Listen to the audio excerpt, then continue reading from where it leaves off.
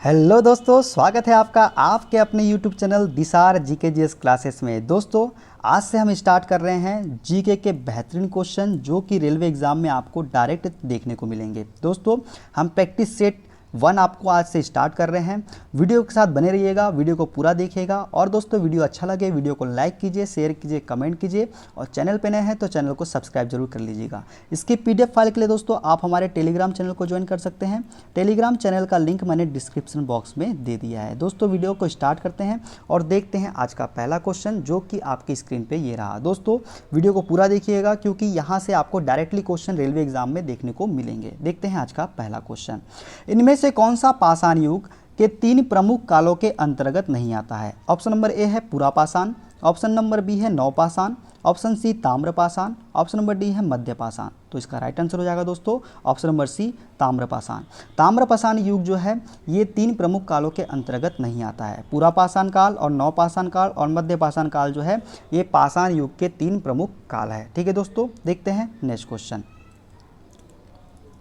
सिंधु घाटी सभ्यता के समय में शिल्प निर्माण के लिए सीप कहाँ से प्राप्त किए जाते थे? ऑप्शन नंबर ए है जयपुर, ऑप्शन बी सोतुरगई, option C Nageshwar, option number D है रोपड़। तो दोस्तों इसका राइट आंसर हो जाएगा ऑप्शन नंबर सी नागेश्वर। जो सिंधु घाटी सभ्यता के समय शिल्प निर्माण के लिए सीप कहाँ से प्राप्त किए जाते थे? तो ये नागेश्वर से, गुजरात से प्राप्त किए जाते थे। ठीक है दोस्तों, गुजरात से ये प्राप्त किए जाते थे। यहाँ से और क्या क्या प्राप्त हुआ है दोस्तों? तो यहाँ से मुहरें प्राप्त हुई है, मिट्टी के बर्तन, आभूषण, पकी हुई मिट्टी की मूर्तियाँ, ये आदि शामिल है यहाँ से जो प्राप्त हुआ है। देखते हैं नेक्स्ट क्वेश्चन। ऋग्वेद में 1028 सूक्त है जिन्हें 10 पुस्तकों में वर्गीकृत किया गया है, जिन्हें खालिस्तान के नाम से जाना जाता है। ऑप्शन नंबर ए है मंडल, option B Anudatta, option C सूक्त या ऑप्शन नंबर डी पदपथ। तो इसका राइट आंसर हो जाएगा दोस्तों ऑप्शन नंबर ए मंडल। ऋग्वेद में 1028 सूक्त है जिन्हें 10 पुस्तकों में वर्गीकृत किया गया है दोस्तों, और इन्हें क्या नाम से जाना जाता है? तो इन्हें मंडल के नाम से जाना जाता है। ठीक है दोस्तों, देखते हैं नेक्स्ट क्वेश्चन। निम्नलिखित में से गलत जोड़ी का चयन करें। ऑप्शन नंबर ए है चंद्रगुप्त मौर्य वंश, ऑप्शन बी है बिंबिसार गुप्त वंश, ऑप्शन सी है राजराज चोल वंश, ऑप्शन नंबर डी है कनिष्क कुषाण वंश। तो इसका राइट आंसर हो जाएगा दोस्तों बिंबिसार। बिंबिसार ने दोस्तों हर्यक वंश की स्थापना की थी, ना कि गुप्त वंश की, ये आपको याद रखना है। चंद्रगुप्त ने मौर्य वंश की स्थापना की थी, राजराजा ने चोल वंश की स्थापना की थी और कनिष्क ने कुषाण वंश की स्थापना की थी। अब बात करें बिंबिसार की दोस्तों, तो बिंबिसार ने 544 ईसा पूर्व में मगध पर हर्यक वंश की स्थापना की थी। इसके पूर्व यहाँ किसका शासन था? तो वहद्रथ का शासन था। किसको हराया था? वहद्रथ को हराया था बिंबिसार ने। बिंबिसार ने गिरिवज को अपनी राजधानी बनाई थी, ये भी आपको याद रखना है। देखते हैं नेक्स्ट क्वेश्चन। 19वीं शताब्दी में निर्मित अजमेर का सोनी जी की नसिया मंदिर खालिस्तान को समर्पित है। ऑप्शन नंबर ए है भगवान ऋषभदेव, ऑप्शन बी भगवान अजितनाथ, ऑप्शन डी सी है भगवान महावीर या ऑप्शन नंबर डी है भगवान चंद्रप्रभ। तो इसका राइट आंसर हो जाएगा दोस्तों ऑप्शन नंबर ए भगवान ऋषभदेव। जो अजमेर का सोनी जी की नसिया मंदिर है ये भगवान ऋषभदेव को समर्पित है।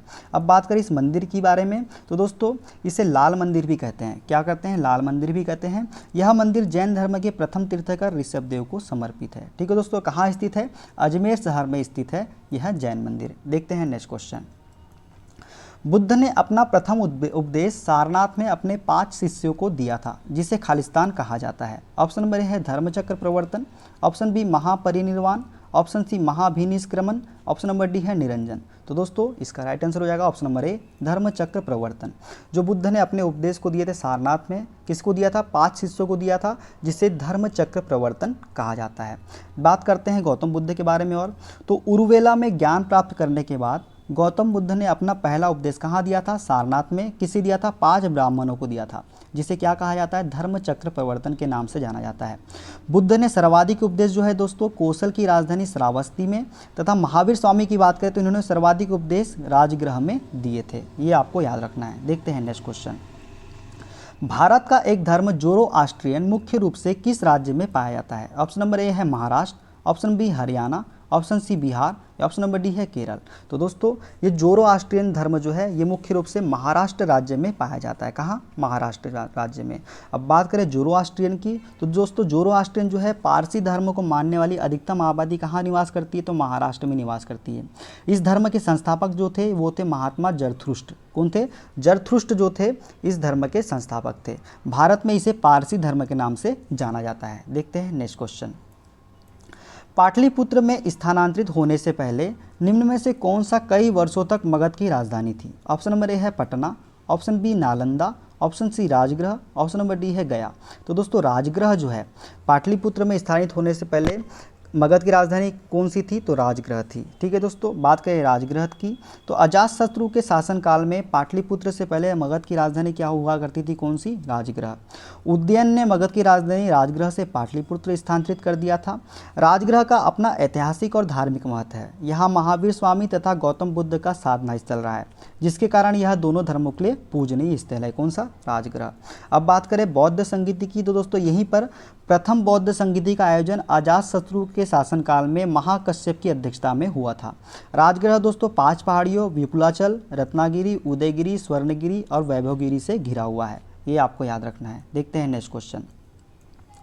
किस मूल भारतीय राजवंश ने अपने शासकों के चित्र वाले सिक्के जारी किए थे? ऑप्शन नंबर ए है पेशवा वंश, ऑप्शन बी राष्ट्रकूट वंश, ऑप्शन सी सातवाहन वंश या ऑप्शन नंबर डी है पांड्य वंश। तो दोस्तों सातवाहन वंश ने थे, इन्होंने अपने शासकों के चित्र वाले सिक्के जारी किए थे। किसने? सातवाहन वंश ने। ठीक है दोस्तों, सातवाहन वंश की बात करें दोस्तों तो सातवाहन राजवंश ने अपने शासकों के चित्र वाले सिक्के जारी किए। सातवाहन शासकों द्वारा सर्वप्रथम शीशे के सिक्के जारी किए गए थे। इसके अतिरिक्त इन्होंने चांदी, तांबा, कांसा, पोटीन आदि के सिक्के भी चलाए। सातवाहन वंश की स्थापना किसने की थी? तो सिमुक ने की थी। सातवाहन शासकों ने अपनी राजधानी प्रतिष्ठान में स्थापित की थी। कहाँ स्थापित की थी? प्रतिष्ठान में स्थापित की थी सातवाहन शासकों ने। देखते हैं नेक्स्ट क्वेश्चन। प्रयाग प्रशस्ति, जिसे इलाहाबाद स्तंभ शिलालेख के रूप में भी जाना जाता है, हमें उपलब्धियों के बारे में जानकारी प्रदान करता है। किसकी उपलब्धियों के बारे में हमें यह जानकारी प्रदान करता है? ऑप्शन नंबर ए है श्रीगुप्त, ऑप्शन बी है अशोक, ऑप्शन सी चंद्रगुप्त प्रथम या ऑप्शन नंबर डी है समुद्रगुप्त। तो दोस्तों ये हमें समुद्रगुप्त के बारे में जानकारी प्रदान करता है प्रयाग प्रशस्ति। ठीक है दोस्तों, प्रयाग प्रशस्ति जो है हमें गुप्त शासक जो थे समुद्रगुप्त के बारे में जानकारी मिलती है। यह समुद्रगुप्त के दरबारी कवि हरिसेन द्वारा रचित है। इसमें उन राज्यों का वर्णन है जिन पर समुद्रगुप्त ने विजय प्राप्त की थी। इसे इलाहाबाद स्तंभ लेख के रूप में भी जाना जाता है। इस प्रशस्ति को मूल रूप से कौशाम्बी में अशोक के स्तंभ पर उकेरा गया था। इस प्रशस्ति की भाषा की बात करें दोस्तों तो इस प्रशस्ति की भाषा जो थी संस्कृत और शैली चंपू है। इसमें कुल कितनी पंक्तियां हैं? तो 33 पंक्तियां हैं। इसको भी आपको याद रखना है। देखते हैं नेक्स्ट क्वेश्चन।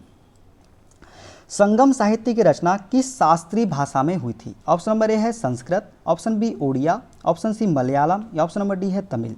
तो दोस्तों संगम साहित्य की रचना जो है ये तमिल भाषा में हुई थी। कौन सी भाषा है? तमिल एक शास्त्रीय भाषा है। इस भाषा में हुई थी संगम साहित्य की रचना। ठीक है दोस्तों, ऐतिहासिक युग के प्रारंभ में दक्षिण भारत का क्रमबद्ध इतिहास जिस साहित्य से प्राप्त होता है उसे संगम साहित्य कहा जाता है। संगम युग के दौरान दक्षिण भारत पर 3 राजवंश कौन कौन से चेर, चोल और पांड्य का शासन था। संगमकालीन प्रमुख रचनाओं की बात करें तो तोलकापियम, इतुक्सोके और शिल्पादिकारम जो है संगमकालीन की प्रमुख रचनाएं हैं। ये भी आपको याद रखना है। देखते हैं नेक्स्ट क्वेश्चन। 9वीं शताब्दी में स्थापित प्रसिद्ध विक्रमशिला विश्वविद्यालय की स्थापना किसने कराई थी? ऑप्शन नंबर ए है Samanta Sen, option B Ballal Sen, option C Dharmapala या ऑप्शन नंबर डी है गोपाल। तो दोस्तों इसका राइट आंसर हो जाएगा option number C Dharmapal. Dharmapal ने जो है विक्रमशिला विश्वविद्यालय की स्थापना करवाई थी। अब बात करें पाल वंश की दोस्तों तो पाल वंश का संस्थापक जो था वो कौन था? गोपाल था। कौन था? गोपाल था। पाल शासक बौद्ध धर्म के अनुयायी थे। गोपाल ने ओदंतपुरी में एक मठ का निर्माण करवाया था।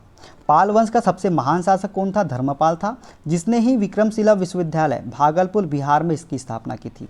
धर्मपाल ने सर्वप्रथम पाल वंश की ओर से त्रिपक्षीय संघर्ष में हिस्सा लिया था। ये भी आपको याद रखना है। देखते हैं नेक्स्ट क्वेश्चन। गुणाढ्यम काकी खालिस्तान पैशाची भाषा में लिखित है। ऑप्शन नंबर ए है मृच्छकटिकम, ऑप्शन बी है पंचतंत्र, ऑप्शन सी है कथात सरित सागर, ऑप्शन नंबर डी है व्रत कथा। दोस्तों गुणाढ्यम काकी व्रत कथा जो है ये पैशाची भाषा में लिखित है। कौन सी? व्रत कथा। प्राचीन साहित्य के कथाकारों में गुणाढ्यम बहुत प्रसिद्ध है। ठीक है दोस्तों, वह सातवाहन नरेश हाल के दरबार में निवास करता था। इन्होंने ही पैशाची भाषा में बृहत कथा की रचना की थी। मृच्छकटिकों के लेखक कौन है? शूद्रक है और यह संस्कृत भाषा में लिखित नाट्य साहित्य है। पंचतंत्र की बात करें तो लेखक विष्णु शर्मा है और कथा सरित सागर के लेखक कौन है? महाकवि सोमदेव भट्ट जो है कथा सरित सागर के लेखक है। ये भी आपको याद रखना है। देखते हैं नेक्स्ट क्वेश्चन। खालिस्तान हिंदू और जैन मंदिरों का अंतरतम पुण्य स्थल है जहां मंदिर के मुख्य देवता की मूर्ति विराजमान रहती है। ऑप्शन नंबर ए है विमान, ऑप्शन बी शिखर, ऑप्शन सी मंडप या ऑप्शन नंबर डी गर्भगृह। तो दोस्तों गर्भगृह जो है ये हिंदू और जैन धर्म मंदिरों का अंतरतम पुण्य स्थल है जहाँ मंदिर के मुख्य देवता की मूर्ति विराजमान रहती है। ठीक है दोस्तों, ये आपको याद रखना है। देखते हैं नेक्स्ट क्वेश्चन। खजुराहो के मंदिरों का निर्माण किस राजवंश के शासनकाल में हुआ था? ऑप्शन नंबर ए है गुप्त राजवंश, ऑप्शन बी गजनी राजवंश, ऑप्शन सी लोधी राजवंश या ऑप्शन नंबर डी है चंदेल राजवंश। तो दोस्तों इसका राइट आंसर हो जाएगा ऑप्शन नंबर डी चंदेल राजवंश। चंदेल राजवंश ने खजुराहो के मंदिरों का निर्माण करवाया था। कब करवाया था दोस्तों? तो ये करवाया था 10वीं से 12वीं शताब्दी के मध्य। कब करवाया था? 10वीं से 12वीं शताब्दी के मध्य चंदेल शासकों ने करवाया था खजुराहो के मंदिरों का निर्माण।